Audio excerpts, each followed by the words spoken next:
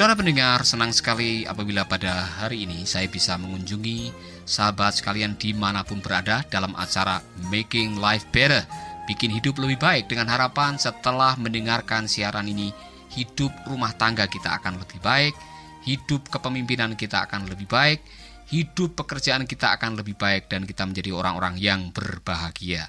Dan di studio sudah ada tamu kita yang sangat istimewa, yaitu Ibu Ayu, yang pada seri sebelumnya menceritakan mengenai apa yang terjadi terhadap kehidupan rumah tangganya setelah peristiwa perselingkuhan yang terjadi pada 2 tahun yang lalu. Ibu, selamat datang di studio.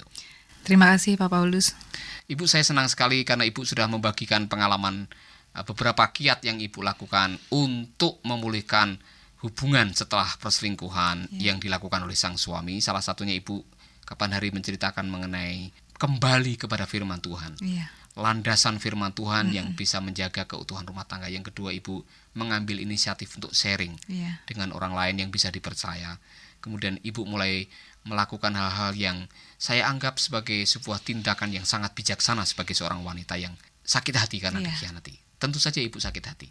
Pertanyaan saya, setelah 2 tahun terjadi masih sakit hati? Setelah ini kasusnya beda, Pak. Bukannya dia setelah 2 tahun berhenti, memang sudah berhenti perselingkuhannya, tapi suami saya tetap menanamkan dalam pikiran saya bahwa dia tidak berhenti selingkuh karena dia tetap berharap akan mengawini perempuan itu. Dan dia ngomong secara verbal dan secara diulang-ulang setiap malam. Dia inginnya saya menerima. Saya merasa ini bukan hanya merasa, saya berpikir dan saya merasa keinginan seperti itu tidak masuk akal. Dalam arti begini. Betul. Dia minta permisi dari istri untuk kawin lagi kan, gitu. Dan istri tidak menyetujui kan gitu. Seolah-olah ini zaman Situ Nurbaya kayaknya. Jadi dan Ibu bersikeras tidak mungkin itu dilakukan. Betul. Saya tetap mengatakan, oke, saya terima kamu seperti ini, saya terima. Tapi kalau kamu benar-benar kawin suatu saat nanti, 2 tahun lagi lah, kapan? Pada saat itu saya akan pergi tinggalin. Karena saya berpikir nggak mungkin dong saya hidup satu rumah dengan istri lain. Bapak setuju nggak kalau saya terima dia, Pak? Oh iya, itu mau bikin sakit hati tiap hari itu kalau mau kan begitu. Iya kan, nggak mungkin kan, Pak? Dia bilang, mama baik, maafin saya, tapi saya salah. Saya sudah terlanjur salah dan saya punya keinginan yang salah. Tapi saya tidak bisa berhenti untuk menginginkan ini. Jadi terima aja deh, jangan sakit hati. Jangan sakit hati lah, Ma. Percuma juga sakit hati orang, aku memang seperti ini keinginanku. Itu permintaan yang mustahil itu. Tidak mungkin ya, mustahil. Betul, maksudnya. Betul, mustahil. Seorang banget. Istri yang berkorban selama 16 tahun mencintai, kemudian dimintain permisi, dimintain izin supaya suaminya mau menikah lagi. Makanya saya anggap dia gila, Pak. Tapi segila-gilanya dia kan masih suami Ibu. Masih, kan, makanya saya anggapan saya dia lagi sakit, dia lagi butuh pengertian saya, sehingga saya berpikirnya saya masih bersyukur dalam keadaan begini. Kita kan katanya harus bersyukur setiap saat ya, Pak ya. Iya, bersyukur di dalam segala perkara, dalam bukan segala perkara. Untuk segala perkara. Bukan untuk segala perkara. Iya, saya bersyukurnya begini. Di dalam keadaan seperti ini saya masih bisa mencintai dia. Bayangkan, Pak, kalau saya dendam, saya benci sama dia, saya tidak bisa tidur sama dia, double gimana ya namanya, ke penderitaan saya lebih dahsyat lagi. Saya bersyukurnya Tuhan masih memberikan saya cinta yang tulus untuk mencintai suami itu saya. Yang saya sebut sebagai agape, cinta agape. Ibu masih mencintai suami Ibu apapun terjadi, atau walaupun suami sudah mengkhianati Ibu. Dan kualitas cinta macam ini bukan datang dari manusia naluriah sebagai makhluk kita seperti ini. Itu datang dari Tuhan. Dan saya pikir itu rahmat dari Tuhan yang Ibu harus syukuri. Keyakinan saya ialah kalau Tuhan sudah memberikan kekuatan cinta seperti itu kepada Ibu, saya pikir Tuhan memberikan kekuatan-kekuatan yang lain. Amin. Saya selalu berdoa itu. Ya, saya pikir Ibu mungkin kalau boleh saya katakan sedang dikasih karunia lah begitu, supaya nanti bisa menolong orang lain. Nah, saya mau minta Ibu sekarang sharing nih dengan saudara-saudara kita yang lain, kaum wanita yang lain yang memang nasibnya pernah ditinggal selingkuh seperti Ibu dan masih belum bisa mengatasi, tidak bisa tertawa seperti Ibu tertawa, tidak bisa bekerja seperti Ibu bekerja sekarang ini. Tolong kasih masukan atau input atau nasihat kepada mereka untuk kaum wanita yang ditinggal selingkuh. Silakan.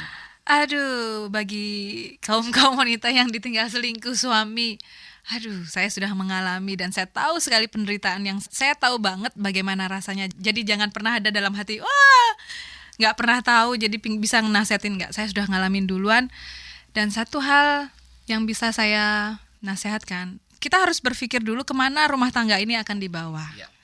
Kalau Anda memang benar-benar mau menyelesaikan dengan baik atau tetap utuh rumah tangga, tidak ada kata lain selain Anda forgive dan forget.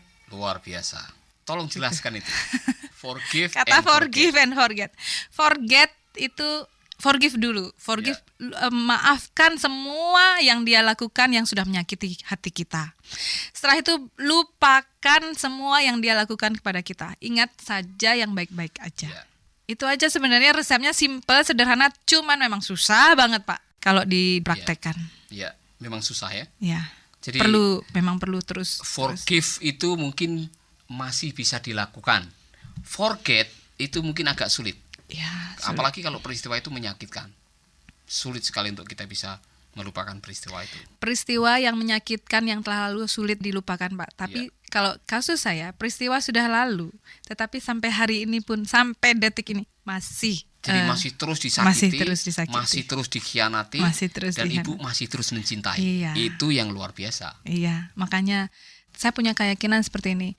Mungkin dengan saya berbuat seperti ini, lama-lama dia pasti mengerti lah sebenarnya yang terbaik itu seperti apa. Dia sekarang sedang menjalankan egonya aja. Ya, saya pikir dia, sang suami, memiliki konsep yang salah. Dan konsep yang salah kadang-kadang untuk membenarkannya dibutuhkan sebuah pencerahan.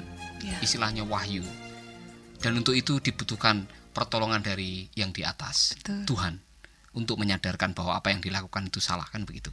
Jadi mungkin apa yang ibu bisa lakukan, lakukanlah sebaik-baiknya. Iya. Tuhan akan melakukan sisanya yang ibu tidak bisa melakukan. Iya, betul. Do your best and God will do the rest. Ya. Kalau bisa melakukan ya servis yang baik, ya kan? Betul. Setiap hari servis yang baik, kemudian melakukan apa yang menjadi tanggung jawab sebagai seorang istri, tidak perlu harus kesel, sakit hati, kemudian marah-marah. Nanti lama-lama juga Tuhan akan menghargai apa yang dilakukan oleh ibu. Jadi jangan sakit hati dibalas dengan sakit hati, pengkhianatan dibalas dengan pengkhianatan. Itu akan menghancurkan rumah tangga, khususnya buat anak-anak. Itu yang harus diperhatikan baik-baik. Ada nasihat lain untuk para kaum wanita yang lain yang barangkali sedang mengalami nasib seperti ibu? Nasihat yang lain, enjoy aja apa yang bisa kita kerjakan, rawat diri, hargai diri kita. Kita kadang-kadang kalau kita ditinggal selingkuh tuh kita seperti melupakan untuk merawat diri. Jadi kita semakin kucel kelihatan suami sama cuek lah pokoknya. Cuek. Iya, sudah tidak dianggap istimewa lagi oleh sang suami. Ya. Ibu, kami senang sekali karena ibu sudah membagikan pengalaman yang saya pikir sangat berharga. Terima kasih. Bagi saudara-saudara kita, khususnya kaum wanita yang lain. Nah, saya mau memberitahu kepada kaum wanita yang lain supaya berjaga-jaga, mengenali tanda-tanda perselingkuhan. Tanda-tanda ya mungkin ibu, kalau orang berselingkuh itu memang ada tanda-tandanya. Salah satunya ialah seksnya mintanya terlalu banyak atau malah sangat kurang sekali. Ya.